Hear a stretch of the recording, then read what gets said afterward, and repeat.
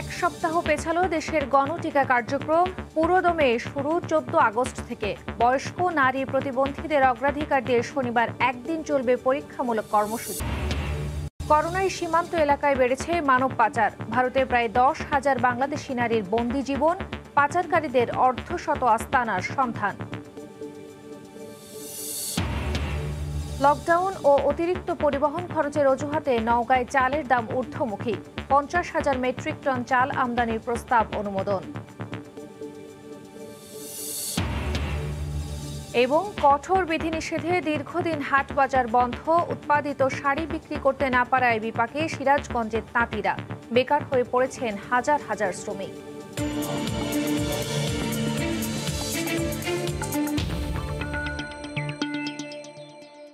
দেখছিলেন শিরোনাম। আমন্ত্রণ জানাচ্ছি দেশ ও দেশের বাইরের অর্থ বাণিজ্যের নানা খবর নিয়ে আমাদের নিয়মিত আয়োজন এ সময়ের বাণিজ্যে। আপনাদের সঙ্গে আছি আমি খান তাসনিন আহসান। করোনায় দিন দিন দীর্ঘ হচ্ছে মৃত্যুর মিছিল। গত 24 ঘন্টায় এখন পর্যন্ত দেশের বিভিন্ন জেলায় মারা গেছেন অন্তত 131 জন, যার মধ্যে শুধুমাত্র ময়মনসিংহ মেডিকেল কলেজ হাসপাতালেই মারা গেছেন 21 জন। হাসপাতাল কর্তৃপক্ষ জানান, গত কয়েকদিনে ফেনী সদর হাসপাতালে বেড়েই চলেছে করোনায় আক্রান্ত রোগীর সংখ্যা।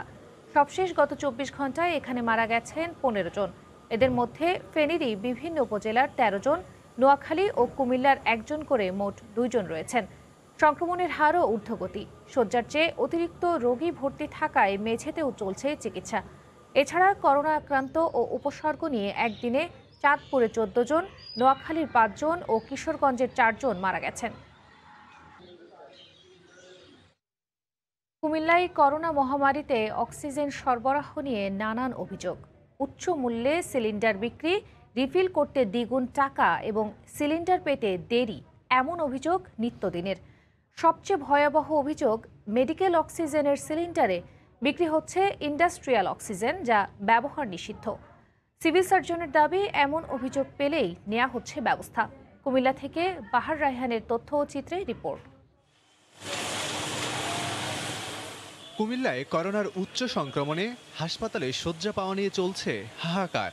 শয্যা না পেয়ে হাসপাতাল চত্বরেই সিলিন্ডার অক্সিজেন দিয়ে অ্যাম্বুলেন্স ও সিএনজিতে রেখেই চলছে জীবন বাঁচানোর লড়াই। আমরা যে ওনারা একটু অক্সিজেন দিয়ে দেখি কি অবস্থা, ওনারা আমাদেরকে ভিতরে অ্যালাউ করছে না। অক্সিজেনের ব্যবস্থা করতেছেন, আমরা বলতেছি নিয়ে আপনারা বেডে শোয়ান, নিচে শোয়ান, তাও দিতেছে না। এদিকে মেডিকেল অক্সিজেনের বদলে সিলিন্ডারে ইন্ডাস্ট্রিয়াল অক্সিজেন রিফিল করা হচ্ছে বলে অভিযোগ ভুক্তভোগী আওয়ামী লীগ নেতার। অনেক অসাধু ব্যবসায়ী করোনা মহামারীর সুযোগে অনৈতিক কাজ করছেন বলে জানান অক্সিজেন ব্যবসায়ীরাও। ইন্ডাস্ট্রিয়াল অক্সিজেনটা ব্যবহার হয় রড কাটায়, রড গলায়। এই অক্সিজেনটাও দিয়েও মানুষের প্রাণ বাঁচানোর চেষ্টা করা হচ্ছে, কিন্তু এটা অন্যায়। প্রশাসনের কাছে দাবি যে এগুলা সঠিকভাবে তারা নিরূপণ করা উচিত। কালোবাজারি ব্যবসায়ীরা ইন্ডাস্ট্রিয়াল শিপইয়ার্ড থেকে এনে এগুলো মার্কেটে ছাড়তেছে এবং আপনার অজৈব অক্সিজেন পুড়িয়ে বিক্রি করতেছে। সিভিল সার্জন বলেন, অভিযোগ পেলেই নেওয়া হবে ব্যবস্থা। ইতিমধ্যে আমাদের কাছে একটা অভিযোগ ছিল, সেই অনুযায়ী আমরা ব্যবস্থা নিয়েছি। ভবিষ্যতে যদি আমরা অভিযোগ পাই, এই অনুযায়ী আমরা ব্যবস্থা গ্রহণ করব। বিভিন্ন মাধ্যমে অভিযোগ পেয়ে কুমিল্লার অক্সিজেন দোকানগুলোতে কোনো অনৈতিক পন্থা অবলম্বন না করার জন্য সতর্ক করেন নির্বাহী ম্যাজিস্ট্রেট। সময় সংবাদ, কুমিল্লা। এক সপ্তাহ পেছালো দেশের গণটিকা কার্যক্রম। পুরোদমে টিকাদান শুরু হবে 14 আগস্ট। বয়স্ক নারী প্রতিবন্ধীদের অগ্রাধিকার দিয়ে শনিবার একদিন চলবে পরীক্ষামূলক কর্মসূচি।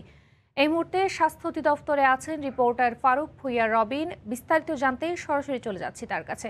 রবিন, তাজনীন, যদি আসলে বলতে যাই একেবারে শেষ মুহূর্তে এসে যে টিকাদান ক্যাম্পেইন, কোভিড টিকাদান ক্যাম্পেইন, তাতে কিন্তু একটি বড় ধরনের পরিবর্তন এসেছে।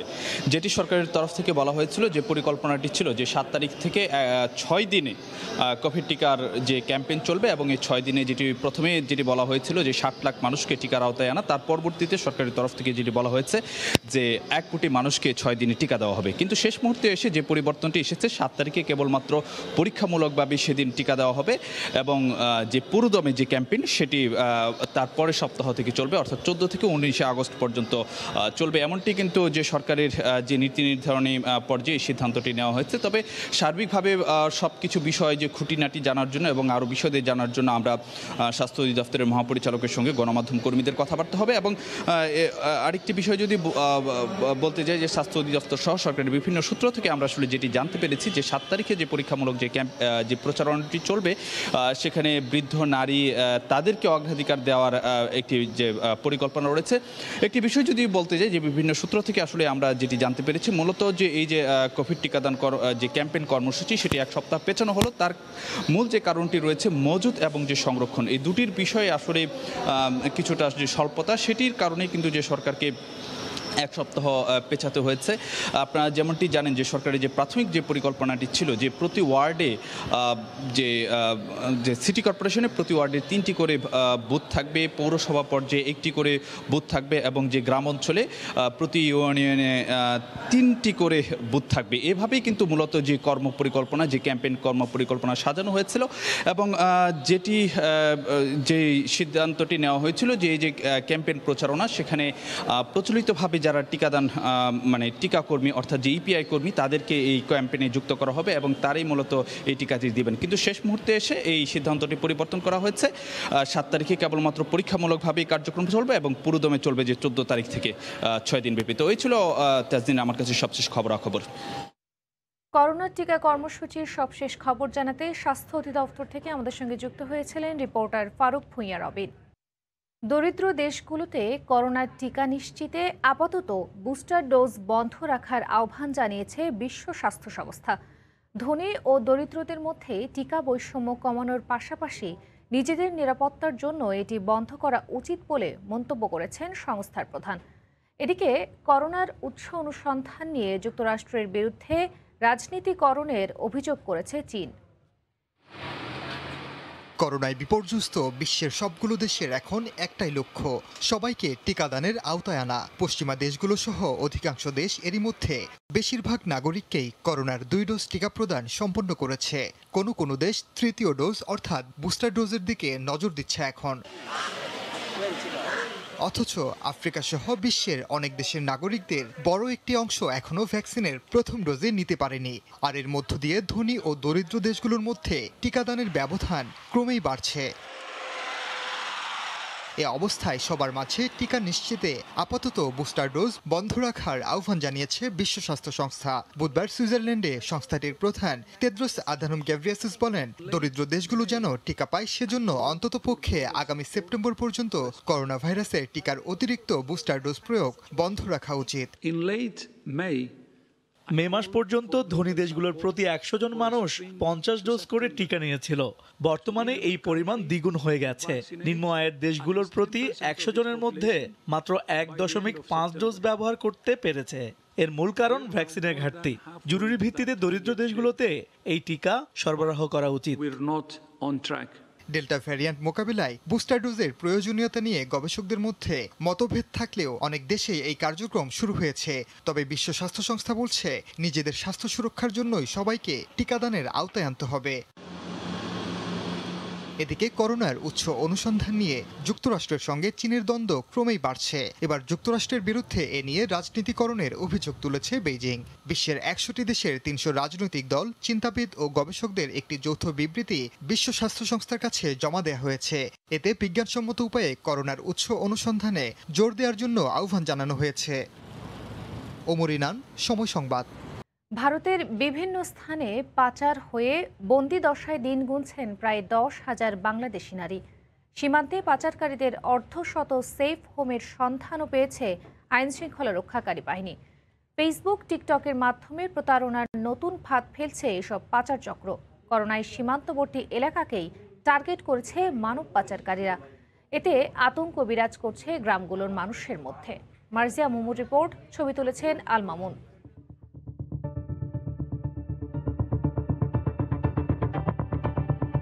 নোয়াপাড়া এই গ্রামটি থেকে মাত্র কয়েকশো গজ দূরেই ভারত সীমান্ত। আর সীমান্তবর্তী এই গ্রামগুলোতেই ডেরা বেঁধেছে পাচারকারীরা। আইনশৃঙ্খলা রক্ষাকারী বাহিনী বলছে বাংলাদেশ ভারত সীমান্তবর্তী এলাকাতেই অর্ধশত সেফ হোম রয়েছে পাচারকারীদের। 4156 কিলোমিটার দীর্ঘ বাংলাদেশ ভারত স্থল সীমান্ত বিশ্বের 5ম দীর্ঘ ভূমি সীমানার একটি বড় সমস্যা হয়ে দাঁড়িয়েছে মানব পাচার। সীমান্তবর্তী গ্রামগুলোতে দরিদ্র মানুষকে ভালো চাকরির প্রলোভন দেখিয়ে পাচার করা হচ্ছে ভারতে। করোনায় মানব পাচারকারীদের টার্গেট এখন সীমান্তবর্তী এলাকার কন্যা শিশু, কিশোরী ও তরুণীরা। বউ বাচ্চা সবসময় আতঙ্ক করে আছে, মনে করেন ছেলেবেলে কিডন্যাপ করে নিয়ে যাইতেছে, রাত হলে নিয়ে যায়, আন্ধার হলো বা পাচার করে নিয়ে যাইতে আছে। টাকা পয়সা দিয়া, চাকরি লোভ দিয়া, ফুল আমাইয়া লইয়া সব তারা পাচার করিয়া জায়গা। আমাদের স্কুলের অনেক মেয়েদেরকে নিয়ে গেছে। সম্প্রতি সীমান্তবর্তী জেলাগুলোতে পাচারকারীদের অন্তত 50টি সেফ হোম চিহ্নিত করেছে আইন শৃঙ্খলা রক্ষাকারী বাহিনী। প্রতিটি সেফ হাউজেই এই পাচারিত নারীরা ধর্ষিত হতো, জোর করে মাদকাসক্ত করা হতো। এই বিষয়গুলো তারা গোপনে ভিডিও করত। র্যাব বলছে সীমান্ত পার করে পাচারকারী চক্র প্রথমে ভিকটিমদের কলকাতায় পাঠায়, যেখানকার সেফ হোমে তাদের আটকে রাখা হয় বেশ কয়েকদিন। ভারতের নকল আধার কার্ড তৈরির পর ট্রেনে করে ভিকটিমদের বেঙ্গালুরু ও চেন্নাইয়ে আরেকটি পাচারকারী চক্রের হাতে তুলে দেয়া হয়। ভারতে নারী পাচারে জড়িত দেশের ভেতরে প্রধান 4টি চক্র, যেখানে সক্রিয় 250 সদস্য। যশোর ও সাতক্ষীরা জেলা দিয়ে পাচার হচ্ছে সবচেয়ে বেশি। ভারতীয় পুলিশের কাছ থেকে সহযোগিতার ভিত্তিতে তাদের বিরুদ্ধে আইনগত ব্যবস্থা নিব। বিভিন্ন সময় অভিযানে অনেকে গ্রেফতার হলেও মূল হোতারা ধরাছোঁয়ার বাইরে। গত 10 বছরে ভারতে পাচার হওয়া প্রায় 2000 নারীকে আইনি প্রক্রিয়ার মাধ্যমে দেশে ফেরত আনা হয়েছে। মার্জিয়া মুমু, সময় সংবাদ। নওগাঁর পাইকারি মোকামে লকডাউন ও পরিবহনে অধিক ভাড়ার অজুহাতে কেজি প্রতি 3 থেকে 4 টাকা পর্যন্ত বেড়ে গেছে চালের দর। দফায় দফায় চালের দাম বাড়ায় বিপাকে নিম্ন আয়ের মানুষ। চালের বাজারের খবর জানাতে শহরের চালের আড়তে আছেন সহকর্মী এমআর রকি। সরাসরি যাব তার কাছে। রকি, ধন্যবাদ। জুলাইয়ের প্রথম সপ্তাহ থেকে কিন্তু নওগাঁর মোকামে চালের বাজার আস্তে আস্তে বাড়ছিল এবং এই বৃদ্ধি কিন্তু বর্তমান একেবারে সর্বোচ্চ লেভেলে বলা চলে, কারণ সরু চাল যে ধরে এখানে বৃদ্ধি হয়েছে প্রতি কেজিতে 3 থেকে 4 টাকা পর্যন্ত এখানে বাড়তি দর আমরা লক্ষ্য করছিলাম। এই মোটা চালের ক্ষেত্রেও কিছুটা একই রকম। আমরা একটু বাজার যদি বলি, এখানে নওগাঁর মোকামে আজকের বাজারে চাল বিক্রি হচ্ছে খুচরো যে কেনা বেচাটা। নাজির শাল এখানে প্রতি কেজি 65 টাকা, জিরা শাল 57 থেকে 58 টাকা, স্বর্ণা 50-52 টাকা, মিনিগেট এরকম 52 থেকে 54 টাকা, কাটারি চালও কিছুটা এরকমই 60 থেকে 62 টাকা। এবং মোটা যে চালটি রয়েছে এই চালটি কিন্তু আপনার 48 টাকা থেকে এখন 53 টাকা পর্যন্ত কেনা বেচা চলছে। প্রতি কেজি চালে কিন্তু এরকম প্রকার ভেদে 4 টাকা বা 5 টাকা এই বৃদ্ধি এখানে লক্ষ্য করা যাচ্ছে। আসলে একটা ভর মৌসুম, তারপরও চালের এরকম ঊর্ধ্বগতি স্বাভাবিকভাবে ক্রেতাদের ভিতরে কিন্তু এক ধরনের অস্বস্তি লক্ষ্য করা যাচ্ছে। এবং খুচরা ব্যবসায়ীরা যেটা বলছেন যে চালের এরকম দফায় দফায় দর বৃদ্ধির কারণে কিন্তু ক্রেতা অনেকটাই সংকটে তারা ভুগছেন। এক্ষেত্রে পাইকারি ব্যবসায়ীরা তারা নানা কথা তারা তুলে ধরছেন। তারা বলছেন যে লকডাউনের কারণে কিছুটা পরিবহনের ভাড়া বেড়েছে, অন্যদিকে এই করোনা পরিস্থিতির কারণে উৎপাদনের ক্ষেত্রে কিছুটা বাধাগ্রস্ত হচ্ছিল। সেই দিক থেকেও কিন্তু চালের দরের যে জায়গাটা, এটা প্রতি বস্তায় গেল 10 দিনের ব্যবধানে 70 থেকে 100 টাকা পর্যন্ত বস্তা প্রতি বেড়েছে। এরকম একটি অজুহাতকে দাঁড় করানোর ফলে কিন্তু সাধারণ ক্রেতাদের ভিতরে আমরা যেটা লক্ষ্য করছিলাম অস্বস্তি। তারা বলছেন যে এরকম লাফিয়ে লাফিয়ে দর বৃদ্ধির কারণে কিন্তু এক ধরনের আয় ব্যয়ের অসামঞ্জস্য তৈরি হচ্ছে এবং ভর মৌসুম গেল বছরের যে বাজারে তারা কিনেছিলেন এবার তার থেকে 3 থেকে 4 টাকা বা 5 টাকা কেজিতে বেশি দিয়ে চাল কিনতে হচ্ছে। তো সব মিলে বাজারে এরকম ঊর্ধ্বমুখী সাধারণ ক্রেতাদের ভিতরে এক ধরনের খুব অস্বস্তি লক্ষ্য করা যাচ্ছে। এই ছিল নওগাঁর চাল বাজারের খবর আমার কাছে। নওগাঁর চালের বাজারের খবর জানাতে শহরের চালের আড়ত থেকে আমাদের সঙ্গে যুক্ত হয়েছিলেন সহকর্মী এমআর রকি। কঠোর বিধিনিষেধে দীর্ঘদিন হাট বাজার বন্ধ থাকায় উৎপাদিত শাড়ি বিক্রি করতে না পারায় বিপাকে সিরাজগঞ্জের তাঁত মালিকরা। আর রং সুতা সহ সরঞ্জামের মূল্য বৃদ্ধিতে অনেক তাঁতি বাধ্য হয়ে বন্ধ করে দিয়েছেন তাঁত কারখানা। এতে বেকার হয়ে পড়েছেন হাজার হাজার শ্রমিক। অমৃত সেনের ছবিতে রিঙ্কু কুণ্ডুর রিপোর্ট। সিরাজগঞ্জের সদর উপজেলার তাঁতপল্লী হিসেবে খ্যাত বাওয়াইতারা গ্রামের তাঁত ব্যবসায়ী আশরাফুল ইসলাম। একসময় তার 15টি তাঁতে কাজ করত 25 জন শ্রমিক, কিন্তু লকডাউনে দীর্ঘদিন জেলার হাট বাজারগুলো বন্ধ থাকায় উৎপাদিত শাড়ি বিক্রি করতে পারেননি তিনি। বাধ্য হয়ে বন্ধ করে দিয়েছেন তাঁত কারখানা। জীবিকার তাগিদে তাঁত ঘরে গড়ে তুলেছেন ছোট মুদি দোকান। 60 থেকে 70 টাকা পিসে লস দিয়ে কাপড় বিক্রি করে আমি চালানপাতি সব ফুরাই নিলাম। আমার কর্মস্থল বন্ধ হয়ে গেল, শ্রমিকের কর্মস্থল বন্ধ হয়ে গেল। তখন আমি নির্ভর হয়ে এই ছোট্ট একটা মনে হয় দোকান দিয়ে খুলে নিছি। আশরাফুলের মতো একই অবস্থা জেলার বেলকুচি, শাহজাদপুর, এনায়েতপুর ও উল্লাপাড়া তাঁতপল্লীর অনেক ব্যবসায়ীর। আর যে কয়েকটি তাঁত কারখানা চালু আছে সেগুলো চলছে খুঁড়িয়ে খুঁড়িয়ে। সরকারি বেসরকারি বিভিন্ন প্রতিষ্ঠান থেকে ঋণ নিয়ে উৎপাদন কার্যক্রম চালু রেখেছেন গুটি কয়েক তাঁত মালিক। 8000 এনে সব বন্ধ করে ছেড়ে দেওয়া বসে রয়েছে। সুতার দাম বেশি, কাপড়ের দাম একবারই নাই, তা আমরা বৈশাখ খাতি চালানপাতি একবারই শেষ। সেই সাথে দফায় দফায় সুতার রং সহ সরঞ্জামের দাম বৃদ্ধিতে লোকসান গুনতে হচ্ছে তাঁত মালিকদের। অনেক মালিক বাধ্য হয়ে বন্ধ করে দিয়েছেন কারখানা। হাজার হাজার শ্রমিক বেকার হয়ে পড়েছেন। সুতার দাম বাড়ছে, আমরা আঙ্গুর কাজ দিতে পারছি না। লস দিয়ে কি ব্যবসা করলে কি আমাদের কাম দিব? খুবই কষ্টের মধ্যে দিন কাটাচ্ছি। জেলার তাঁত শিল্পের হারানো ঐতিহ্য ফিরিয়ে আনতে প্রণোদনা সহ সরকারি পৃষ্ঠপোষকতার জন্য কাজ করছেন বলে জানান জেলার চেম্বার নেতা। মালিকের পাশাপাশি শ্রমিকদেরকে আমরা যাতে আর্থিক সহযোগিতা করতে পারি, এই ব্যাপারে চেম্বার আমরা যথেষ্ট উদ্যোগ নিব। জেলায় তাঁত, পাওয়ারলুম ও হ্যান্ডলুম রয়েছে প্রায় 5 লাখ, আর এর সাথে প্রত্যক্ষ ও পরোক্ষভাবে জড়িত প্রায় 15 লাখ শ্রমিক। রিঙ্কু কুণ্ডু, সময় সংবাদ, সিরাজগঞ্জ। মাত্র 2 সপ্তাহের ব্যবধানে নাটোরে পেয়ারার দাম অর্ধেকে নেমে এসেছে। কেজি প্রতি বিক্রি হচ্ছে 15 থেকে 20 টাকায়। এতে বাগান মালিকরা লোকসান গুনছেন বলে দাবি তাদের। আর আড়তদাররা বলছেন, চলমান লকডাউনের কারণে বাইরের জেলার ক্রেতা আসতে পারছেন না। নাটোর প্রতিনিধি আল মামুনের পাঠানো তথ্য ও ছবি নিয়ে রিপোর্ট। নাটোরে 2 শতাধিক পেয়ারা বাগানে বাণিজ্যিকভাবে বিষমুক্ত থাই পেয়ারা চাষ হচ্ছে। প্রতিটি পেয়ারা গাছ থেকে 3.5 বছর ফল পাওয়া যায়। এরপর নতুন করে বাগান তৈরি করতে হয় মালিকদের। এতে ব্যাগিং খরচ, সেচ ও সারসহ প্রতি কেজি পেয়ারা চাষে খরচ হয় 22 থেকে 25 টাকা। তবে বাজারে পেয়ারার দাম কমায় লোকসান গুনতে হচ্ছে বলে দাবি বাগান মালিকদের। বর্তমানে প্রতি কেজি পেয়ারা বিক্রি হচ্ছে 15 থেকে 20 টাকায়। বিষমুক্ত বাগানে পেয়ারা চাষ করছি, বিক্রি করছি 11 থেকে 16 টাকা কেজি। তাতে কিন্তু আমাদের পার কেজিতে প্রায় 10 থেকে 15 টাকা পার কেজিতেই লস থাকছে। লকডাউনে বাইরের জেলার ক্রেতারা না আসায় পেয়ারার দাম কমেছে বলে জানান পাইকারি ব্যবসায়ীরা।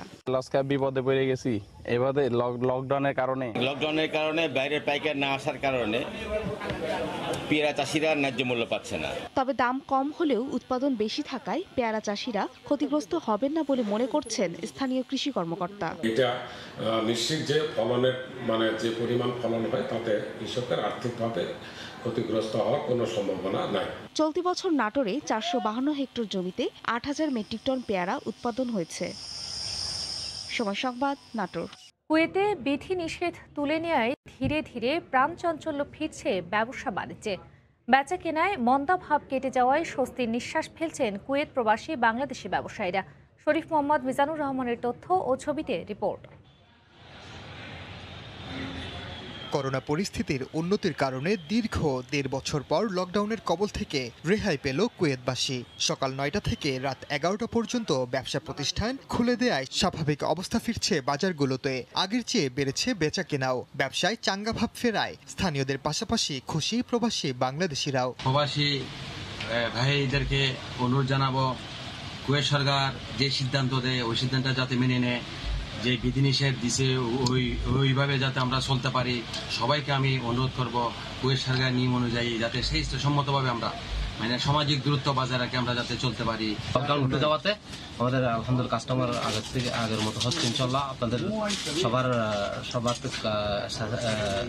আমাদের জন্য দোয়া করবেন এবং আমরা যাতে কাস্টমার যে আগের মতো হয় সেই জন্য আমরা আলহামদুলিল্লাহ সবার কাছে দোয়া কামনা করতেছি।